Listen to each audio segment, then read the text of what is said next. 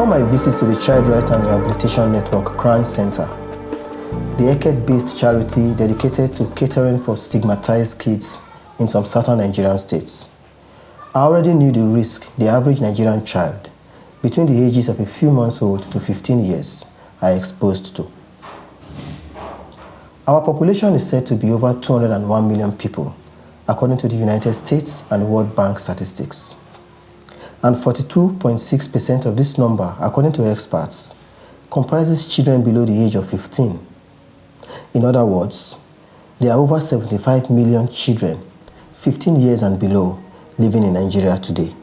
But do you know that according to NGOs and professional bodies working in Nigeria today, over 35 million of these 75 million kids have either experienced one or more form of abuse or are at risk of experiencing it? For example, official statistics from the Nigerian authorities tell us that there are over 15 million children, surpassing the entire population of Togo, Sierra Leone and the Gambia put together, who are currently out of school. And this is the largest case of such in Africa and perhaps the whole world. And alarmingly too, this number comprises mainly the girl child, and northern Nigeria is the most affected. Also, a total of about 5 million children are either of the following: child artisans, mainly in western Nigeria; children who are sold in child factories, mainly in eastern Nigeria; those who are killed or are taken against their will by ritualists and all sorts of criminals. And this is discounting the number working as child laborers in yet unmentioned places across the country. From gender inequality to rape, female genital mutilation to child marriages, which often leads to extreme cases of VVF, by the way, child sex slavery, street hawking, to outright abduction like what we are currently experiencing across northern Nigeria, child trafficking and cases of gross maltreatment of children, to the over 11 million almanjaris or child destitutes roaming the streets of northern Nigeria. There are so many ways the average Nigerian child, from mostly poor homes with limited means, are at risk today. As a matter of fact, school itself has become a place of fear, terror and danger for the average Nigerian child today. I knew all this, and I have in fact been volunteering for and writing about the activities of CRARN long before I left for Niger Delta, a day before Easter Friday 2021. Mr. Sam Itahuma, the founder and president of CRARN, who invited me, is a tireless and dedicated fighter for the rights of children, especially stigmatized ones, even against his own personal safety. And he has been on the forefront of the fight to rid Akwa Ibom State of child abusers since 2003. As a friend and brother, his invitation to visit the center was something I could not turn down. Having come in contact with a lot of children who were stigmatized as witches and wizards and abandoned, and allowed to walk the street, roam the street without help. And I deem it necessary that such children could be given a hope, could be given a voice. I also understand that such children, if allowed to continue to roam the streets, they could become dangerous weapons against humanity. I killed up to 110 people who was identified to be in winch. In the whole of Akwa Ibom, the number of witches and wizards that we have presently, not everybody can talk about that, because this is a serious power.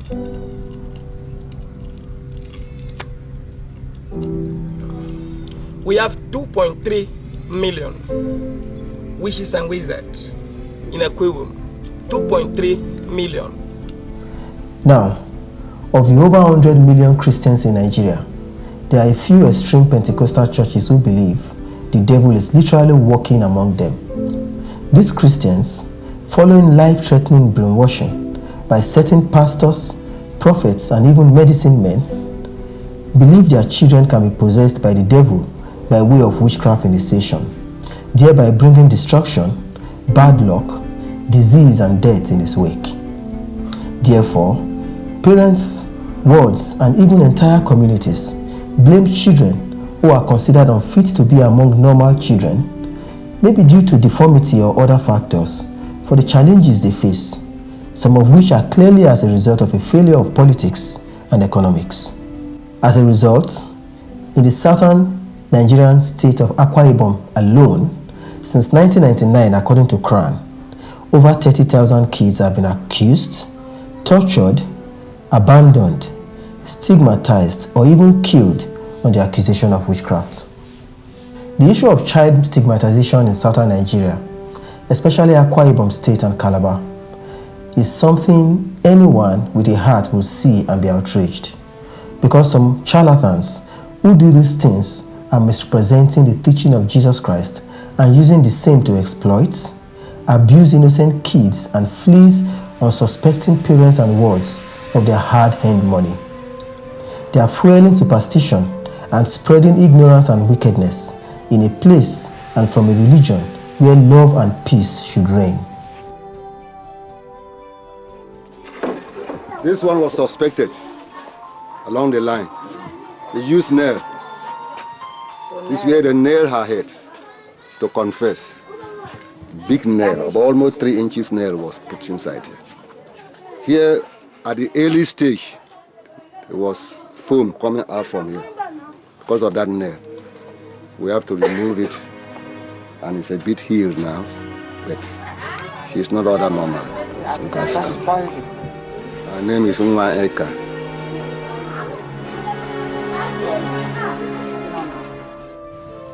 Soon after I reached Calabar and joined members of the CRARN team, we set out for an area around the suburbs of the city called Lemna.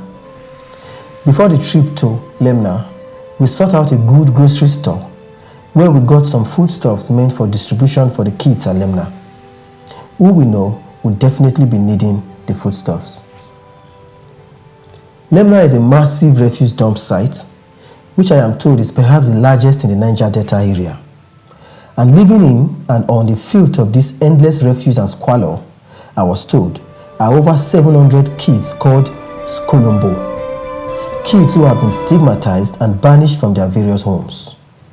There, at the refuse dump site, though filming was not allowed by agents of those who run the place, I saw all kinds of destitute Skolombo children, from the boy who had a leg wound that made walking difficult for him and yet was still required to walk, to the girl who had what the CRARN founder insisted may be a cancer lump on her breast, to the 13-year-old girl who, according to the CRARN chairman again, was among those being used for prostitution, and so on and so forth.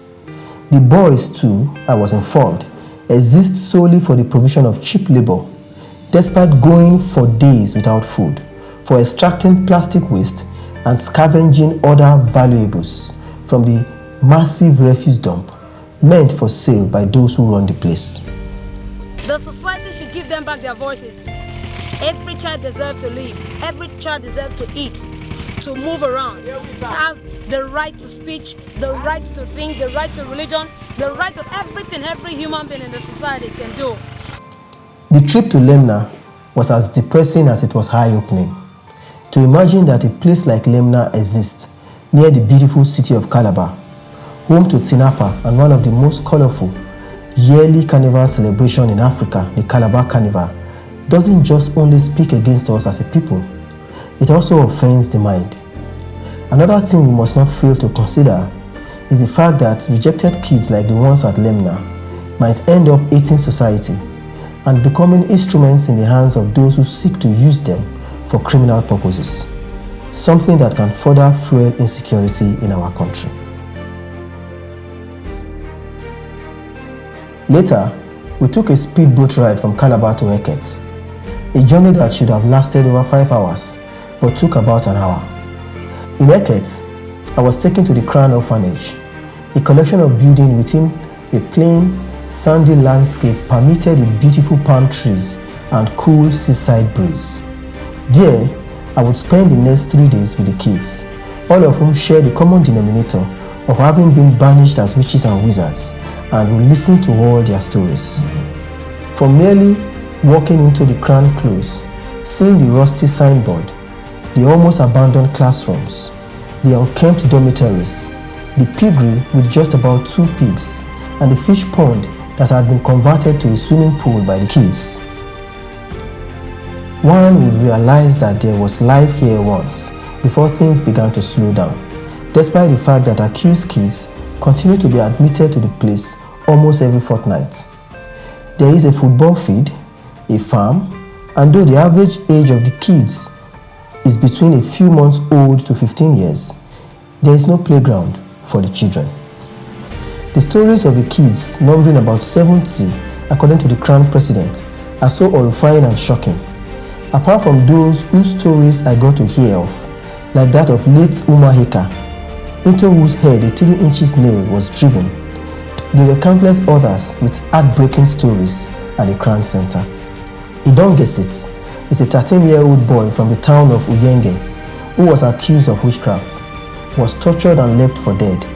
For 2 weeks, he lay wounded at the premises of the Oron branch of First Bank Nigerian PLC.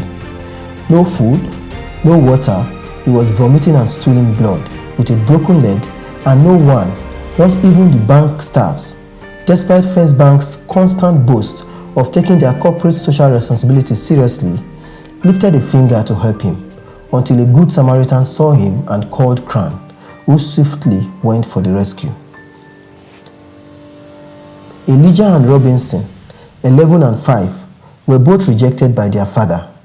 The founder of CRARN explained how Robinson's father tried to poison the little boy. Robinson, essentially, the father came one day and came to just visit Robinson and the brother, Elijah, but he wanted them to get out to get some food with them, because we have a policy on the ground. You cannot come and get your child or buy food to them except through the officials. So he wanted to take the child to a supermarket nearby to buy some food items, and we did not accept to that fact. So he got angry, and we later knew that he was playing a trick. He had come with some poisonous substance called exerts. He wanted to poison the child, but trickishly said that he wants to take the child and buy some food or stuff for him.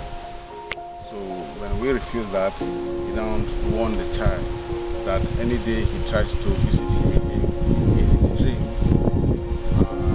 torture him in his dream, he will come with machetes, come to the center with machetes, torture him.